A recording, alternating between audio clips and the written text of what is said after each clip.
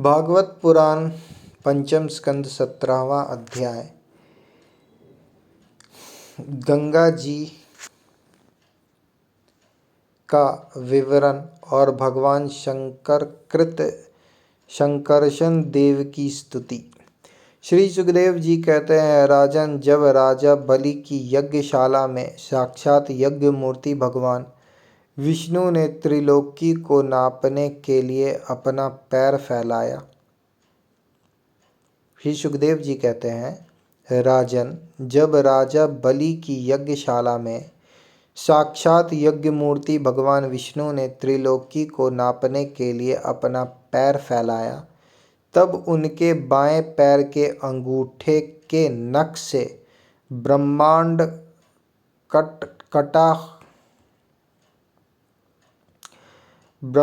कटह का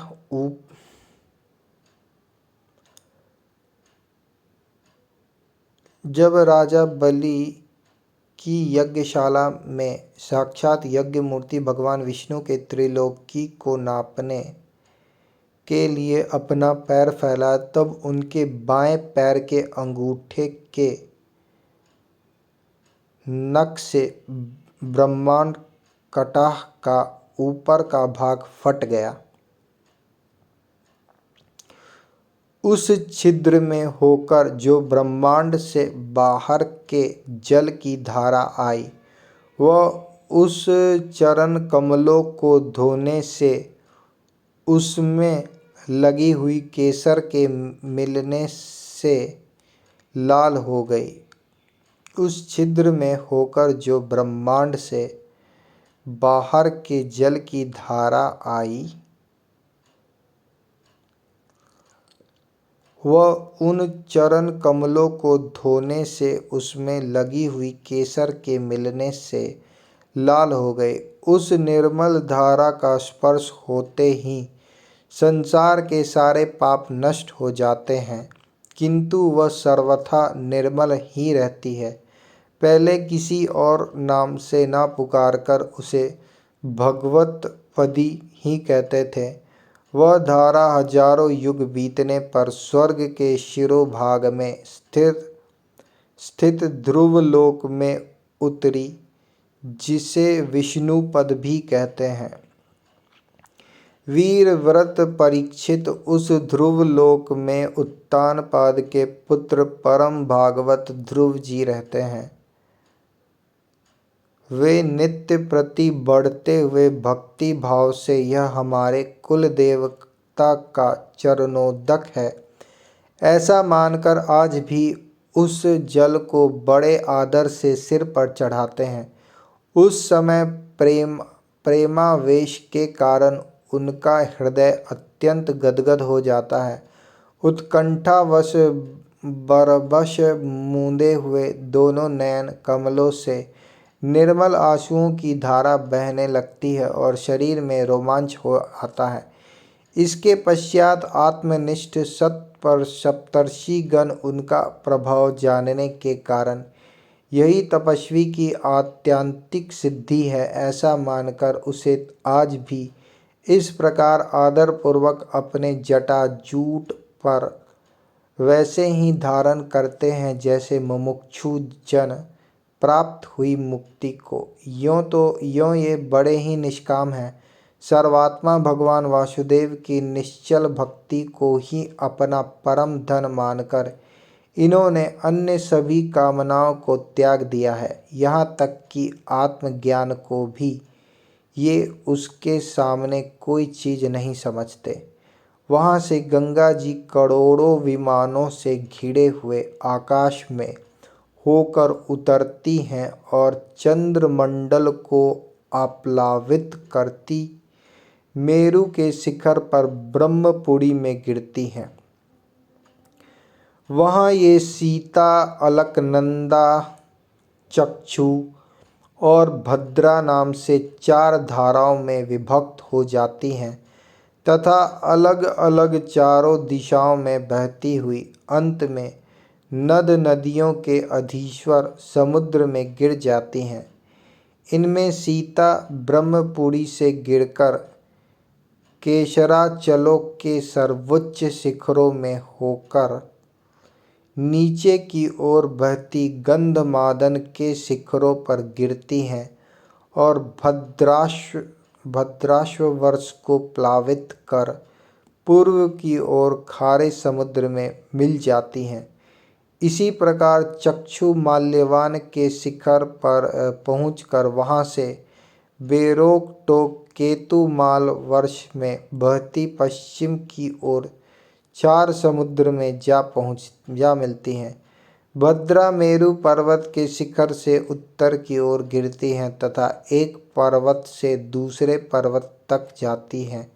अंत में श्रृंगवान के शिखर से गिरकर उत्तरकुर देश में होकर उत्तर की ओर बहती हुई समुद्र में मिल जाती हैं। अलकनंदा ब्रह्मपुरी से दक्षिण की ओर गिरकर अनेकों गिरी शिखरों को लांघती हेमकूट पर्वत पर पहुँचती हैं।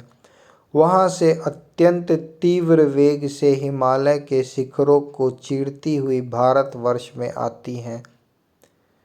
अलकनंदा ब्रह्मपुरी से दक्षिण की ओर गिरकर अनेकों गिरी शिखरों को लांघती हेमकूट पर्वत पर पहुँचती हैं। वहाँ से अत्यंत तीव्र वेग से हिमालय के शिखरों को चीरती हुई भारतवर्ष में आती हैं और फिर दक्षिण की ओर समुद्र में जा मिलती हैं।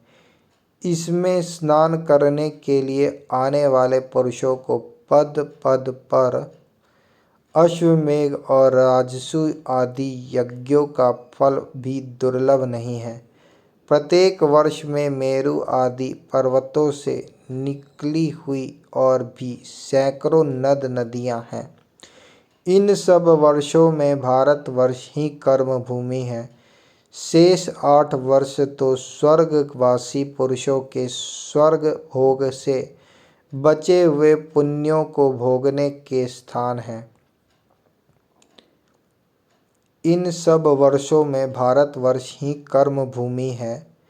शेष 8 वर्ष तो स्वर्गवासी पुरुषों के स्वर्ग भोग से बचे हुए पुण्यों को भोगने के स्थान हैं। इसलिए इन्हें भूलोक के स्वर्ग भी कहते हैं। वहाँ के देवतुल्य मनुष्यों की मानवीय गणना के अनुसार 10,000 वर्ष की आयु होती है। उनमें 10,000 हाथियों का बल होता है तथा उनके वज्र सदृश सुदृढ़ शरीर में जो शक्ति, यौवन और उल्लास होते हैं, उनके कारण वे बहुत समय तक मैथुन आदि विषय भोगते रहते हैं। अंत में जब भोग समाप्त होने पर उनकी आयु का केवल 1 वर्ष रह जाता है, तब उनकी स्त्रियां गर्भ धारण करती हैं। इस प्रकार वहाँ सर्वदा त्रेता युग के समान समय बना रहता है। वहाँ ऐसे आश्रम, भवन और वर्ष पर्वतों की घाटियाँ हैं जिनके सुंदर वन उपवन सभी ऋतुओं के फूलों के गुच्छे, फल और नूतन पल्लवों की शोभा के भार से झुकी हुई डालियों और लताओं वाले वृक्षों से सुशोभित है। वहाँ निर्मल जल से भरे हुए ऐसे जलाशय भी हैं जिनमें तरह तरह के नूतन कमल खिले रहते हैं और उन कमलों की सुगंध से प्रमुदित होकर राजहंस, जलमुर्ग, कारंडव, सारस और चकवा आदि पक्षी तरह तरह की बोली बोलते हैं तथा विभिन्न जाति के मतवाले भौड़े मधुर मधुर गुंजार करते रहते हैं। इन आश्रमों, भवनों, घाटियों तथा जलाशयों में वहाँ के देवेश्वर गण परम सुंदरी देवांगनाओं के साथ उनके कामोन्माद सूचक हास विलास और लीला कटाक्षों से मन और नेत्रों के आकृष्ट हो जाने के कारण जल क्रीड़ादि नाना प्रकार के खेल करते हुए स्वच्छंद विहार करते हैं तथा उनके प्रधान अनुचरण अनुचर गण अनेक प्रकार की सामग्रियों से उनका आदर सत्कार करते रहते हैं। इन नवों वर्षों में परम पुरुष भगवान नारायण वहाँ के पुरुषों पर अनुग्रह करने के लिए इन नवों वर्षों में परम पुरुष भगवान नारायण वहाँ के पुरुषों पर अनुग्रह करने के लिए इस समय भी अपनी विभिन्न मूर्तियों से विराजमान रहते हैं। इलावृत वर्ष में एकमात्र भगवान शंकर ही पुरुष हैं। इन नवों वर्षों में परम पुरुष भगवान नारायण वहाँ के पुरुषों पर अनुग्रह करने के लिए इस समय भी अपनी विभिन्न मूर्तियों से विराजमान रहते हैं। इलावृत वर्ष में एकमात्र भगवान शंकर ही पुरुष हैं। श्री पार्वती जी के शाप को जानने वाला कोई दूसरा पुरुष वहाँ प्रवेश नहीं करता, क्योंकि वहाँ जो जाता है वही स्त्री रूप हो जाता है। इस प्रसंग का हम आगे 9वें स्कंद में वर्णन करेंगे। इलावृत वर्ष में एकमात्र भगवान शंकर ही पुरुष हैं। श्री पार्वती जी के शाप को जानने वाला कोई दूसरा पुरुष वहाँ प्रवेश नहीं करता, क्योंकि वहाँ जो जाता है वही स्त्री रूप हो जाता है। इस प्रसंग का हम आगे 9वें स्कंद में वर्णन करेंगे। वहाँ पार्वती एवं उनकी अरबों खरबों दासियों से सेवित भगवान शंकर परम पुरुष परमात्मा की वासुदेव, प्रद्युम्न, अनिरुद्ध और संकर्षण संजक चतुर्व्यूह मूर्तियों में से अपनी करुणा रूपा संकर्षण नाम की तमः प्रधान भगवान का विग्रह शुद्ध चिन्मय ही है, परंतु संहार आदि तामसी कार्यों का हेतु होने से इसे तामसी मूर्ति कहते हैं। ओम नमो भगवते महापुरुषाय पूर्वाय सर्वगुण संख्यानात्मान्य यावक्ताव्य नमः इति। वहाँ पार्वती एवं उनकी अरबों खरबों दासियों से सेवित भगवान शंकर परम पुरुष परमात्मा की वासुदेव, प्रद्युम्न, अनिरुद्ध और संकर्षण संजक चतुर्व्यूह मूर्तियों में से अपनी करुणा रूपा संकर्षण नाम की तमः प्रधान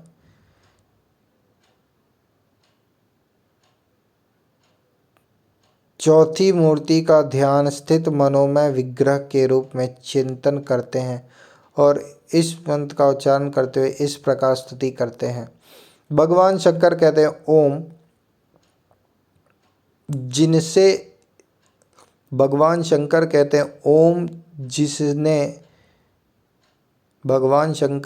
हैं ओम जिनसे सभी गुणों की अभिव्यक्ति होती है, उन अनंत और अव्यक्त मूर्ति ओंकार स्वरूप परम पुरुष श्री भगवान को नमस्कार है।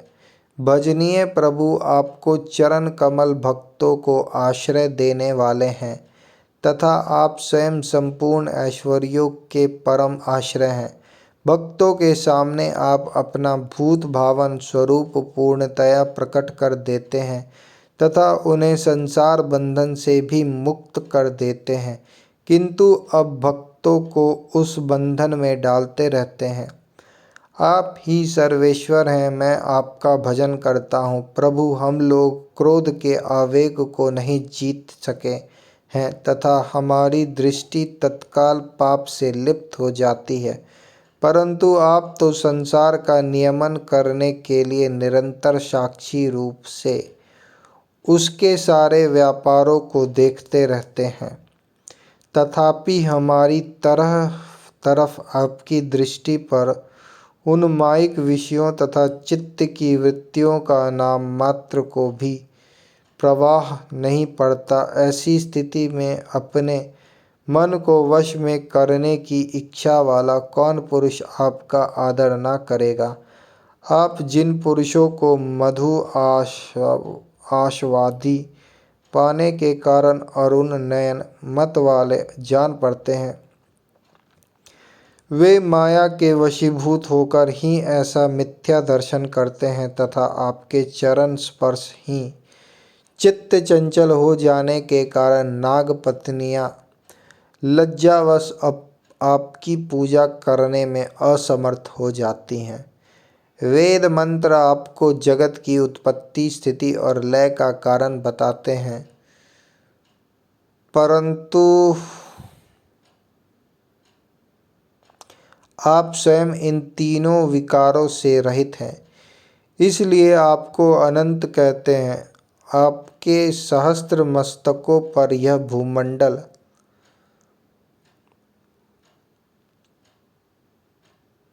सरसों के दाने के समान रखा हुआ है। आपको तो यह भी नहीं मालूम होता कि वह कहाँ स्थित है। जिनसे उत्पन्न हुआ मैं अहंकार रूप अपने त्रिगुणमय तेज से देवता, इंद्रिय और भूतों की रचना करता है। जिनसे उत्पन्न हुआ मैं अहंकार रूप अपने त्रिगुणमय तेज से देवता, इंद्रिय और भूतों की रचना करता हूँ। वे विज्ञान के आश्रय भगवान ब्रह्मा जी भी आपके ही महत्व तत्व संज्ञक प्रथम गुणमय स्वरूप हैं। महात्मन महत तत्व अहंकार, इंद्रियाभिमानी देवता, इंद्रियां और पंचभूत आदि हम सभी डोरी में बंधे हुए पक्षी के समान आपकी क्रिया शक्ति के वशीभूत रहकर आपकी ही कृपा से इस जगत की रचना करते हैं।